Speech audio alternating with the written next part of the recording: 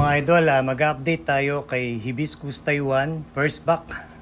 So after 1 month, eto na yung kanyang resulta. So hindi natin nilabas sa arawan nung binubuhay natin siya kasi nakita nyo naman yung part 1, part 2, part 3, part 4 niya dun sa workshop talagang totally walang natirang lupa. At yung ugat ay kinatback din natin para magkaroon tayo ng tapering kagaya ng mga branches at ating trunk. Ngayon, itong gagawin natin dito ay magtatanggal tayo ng mga dahon at magtatanggal din tayo ng mga unwanted branches na mga tumubo sa kanya.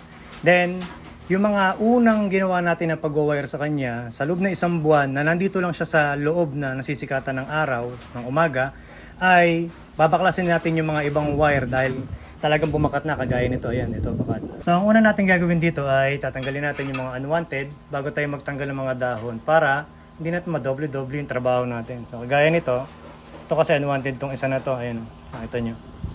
Ayan, ito. Tumubo ito mismo dun sa B. Tsaka nasa ilalim. Ayan. Ngayon, ito, pwede natin ito tanggalan ng dahon. Masusunog din kasi yan pagka hindi natin tinanggal. Ngayon, pagka ito, natanggalan na ng dahon, pwede natin ilabas sa araw. Ganyan ang ginagawa ko mga idol.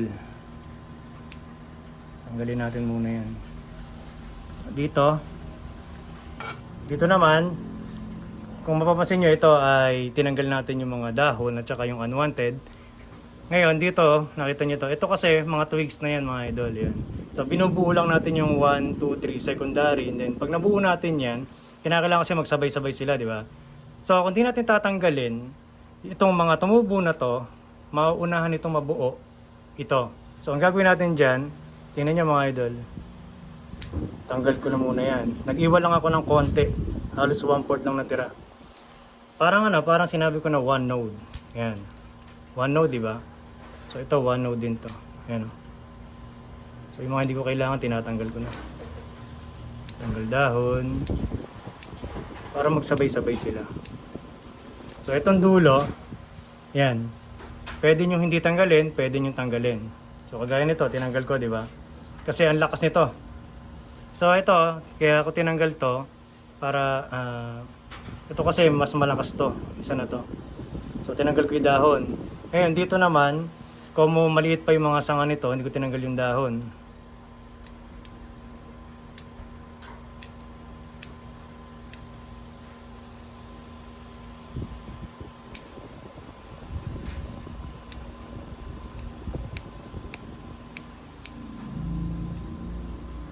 Ayan, nakita nyo itong nasa babang sanga na to at saka ito.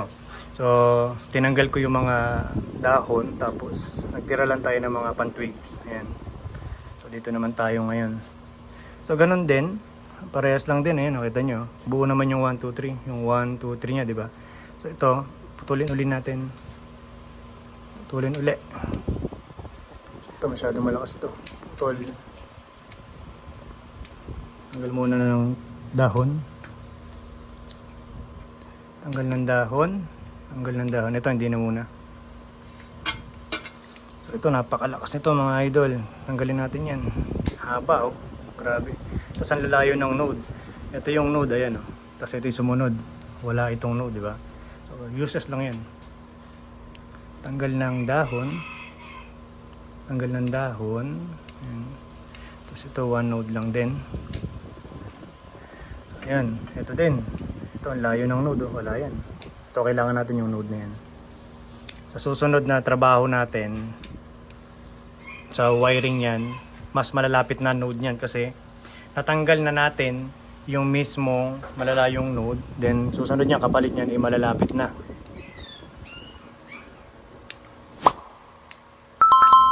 Ayan, kita nyo. Ito, kailangan natin tong node na to. Tsaka yan. Ito naman, di natin kailangan yan. Ito lang kailangan natin yung node na yun.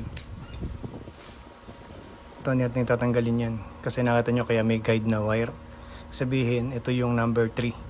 Ito number 1 to. Ito yung number 3. Dito tutubo yung number 2 sa part na yan. So, ito maintain. Tanggalin natin to. Ito kailangan nating node.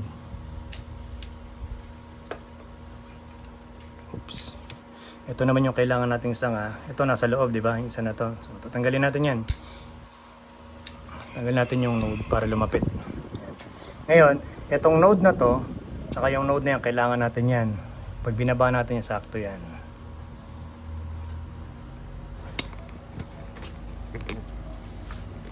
So, dito naman tayo ngayon sa isa na to. Tanggalin natin dahon para mas malinis.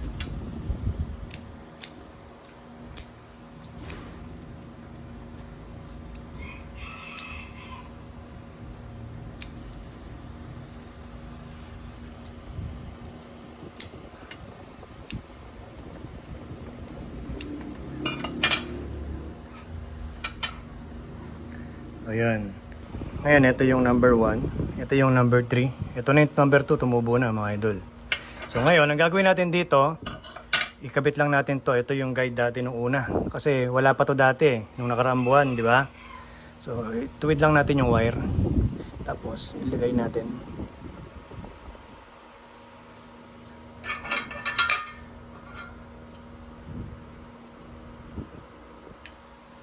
Ayan. Tapos i-layout na natin to. Ito nyo ito. Nasa 12 o'clock tumubo yung number 2. So dadali natin siya ng 1 o'clock. Twist nyo lang.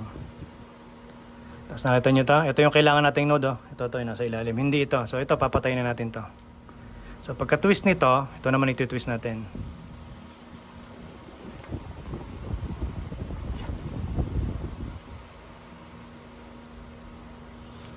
So ayan ito. Nasa 1 o'clock na siya. So ayan, nasa 1 o'clock na. Tapos ito naman ngayon, hindi natin kinakailangan magpa-multiply dito. Gawa ng, pag ito, kinuha natin to, yung number 2, hindi yan lalabas kaagad. So kinakailangan pahinain natin to. Ayan. Tapos ito ngayong number 1 na to, parehas ng laki dito sa number 3. So ito ngayon puputulin natin para humina. So pag humina ngayon to, yung pagkain dito pupunta sa number 2. So may chance na ngayon siyang humaba o mag-wild.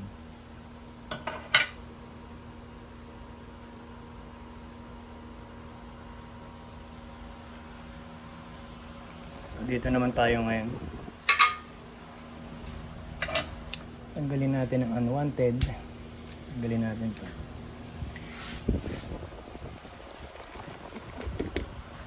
Tingnan nyo mga idol. Ito yung scenario na kinakailangan magawa nyo to. Hindi tumubo yung number 1. Diba? So, hindi tumubo. Ngayon, ang gagawin natin, pahihinain na natin tong part na to para magbigay na yan. So, ang gagawin ko ngayon dyan, puputulin ko to dito. Kailangan ko yung node na to, puputulin ko yun dyan. So mapipilitan ngayon na magbigay ito ng number 1 secondary. Dito naman tayo ngayon. So isa na to. Ito yung number 1. Ang problema, malakas. Sabi ko nga, huwag niyo minamadali.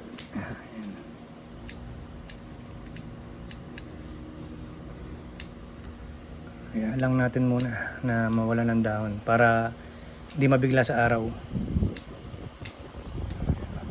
Ito nyo, hindi natin kailangan yan. Mula dito hanggang dyan ang node. Ang layo, walang node to. So ito ngayon, puputulin natin to. Sa susunod na natin to wawiring yan kapag humaba ito. At sigurado ko naman yung susunod na supling dito sa sanga na yan, malalapit na node.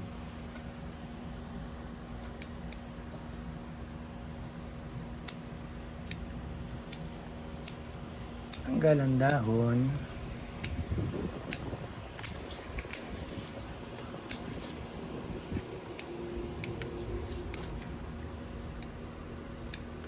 Tanggal.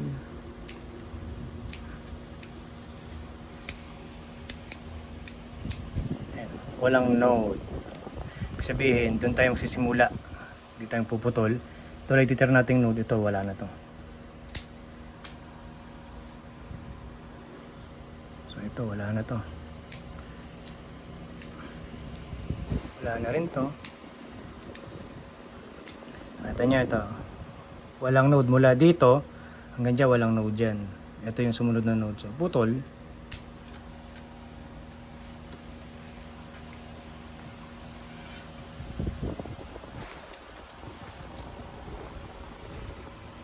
So, dito naman tayo ngayon sa continue ng trunk bago tayo mag-apex.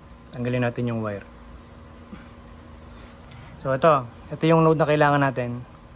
Kailangan natin node, yung isa na yan. tsaka ito.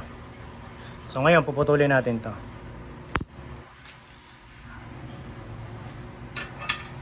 Para sa tapering.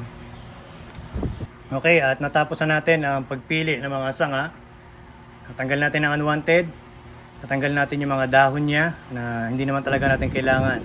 Dahil yan ang ilalabas natin. Usually kasi nangyayari kapag ang puno, kapag galing sa loob at marami siyang dahon, nilabas natin, nasusunog. So hindi niya kaya kasi nasanay siya sa lilim. Kaya pagka ganun karami yung dahon, minsan talaga nasusunog yung dahon. Hindi kaya yung init. Lalo ngayon sobrang init.